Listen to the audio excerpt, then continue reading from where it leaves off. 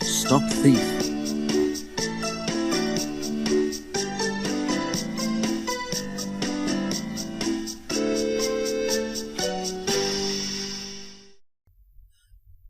Thomas stood at Farquhar, the top station of his branch line.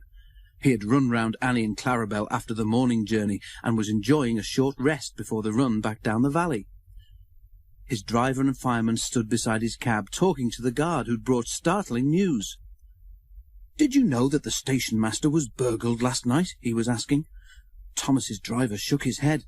"You don't say," he exclaimed. "I didn't know he had anything worth stealing." "He's won cups for gardening," exclaimed the fireman. "All taken, and then the scoundrels had the cheek to pinch his car to carry them away in." "Not that new one he's so proud of," said the driver. The guard nodded, and at that moment the signal rose to show that the line was clear. The driver and fireman climbed into Thomas's cab. The guard blew his whistle, waved his green flag, and got into Clarabel, and Thomas set off. By the time they were through the tunnel, the train was running nicely. Road and railway were beside each other here, with only a stream between them. Thomas remembered his race with Bertie the bus. He'd only won because he could go through the hill, while Bertie had to go over it. A flash of colour on the road ahead caught his eye. He tried to go faster to look more closely.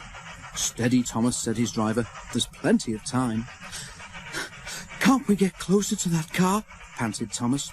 "It looks like station masters to me." "Lots of cars look like that," laughed the driver, but he opened the regulator and they began to draw level. There were 2 men in the car. They waved when they saw Thomas and tried to go faster. "That's the car all right, Thomas," said the fireman, "and those 2 must be the thieves. But we can't stop them, and they'll be gone long before the next station." "We need pencil, paper, and something to put a note in," said the driver. "We'll throw a message out at the next signal box." Quickly, he wrote the note, and they put it in the fireman's empty lunch tin. Then, drawing ahead of the car, Thomas whistled to attract the signalman's attention. They slowed so that the fireman could throw the box up to him, and as they went past, both driver and fireman shouted "Police!" at the top of their voices. By now, the stolen car had gone well ahead, and Thomas did not see it again. But the signalman telephoned police headquarters at once, and the thieves were stopped at a roadblock about 10 miles further on. That afternoon, the fat controller travelled in Annie to Farquhar. When he got there, he and the station master climbed onto a porter's trolley. They told the passengers the whole story, and the station master thanked Thomas, his driver, and his fireman for their prompt action. The passengers cheered loudly, and they cheered even more when they heard that the station master's gardening cups had all been found, undamaged, in a sack in the boot of the car.